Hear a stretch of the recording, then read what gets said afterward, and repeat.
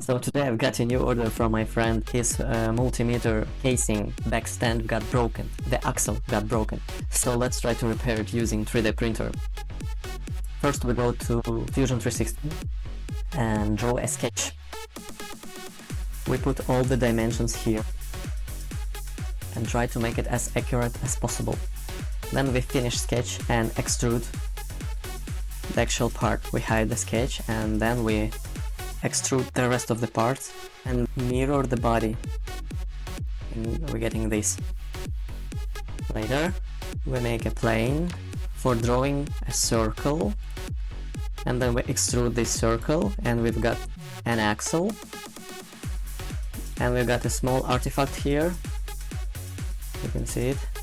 We can easily delete this. Just choose this face and press delete. It's gone. Then we add some fillet and chamfers to make it pretty cool and smooth. And final touch is adding a cool sign. Now it's ready for printing. So we just press Ctrl Print, choose the body, and okay. So we have our Orca slicer starting. That is the slicer I'm using. Then we choose 3 walls, at least 3 walls, and 100% infill, because then I'm gonna use heat gun to make a nice curve for this part. So that is good to have it 100% filled with plastic.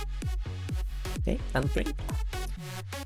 So after printing, we can try to put it in the place. You can see it's clearly going inside and looking not so bad, but as you can see it's not having this original curve. So we take our heat gun and warm up the part, then press it to the casing of the multimeter and try to form a nice final shape.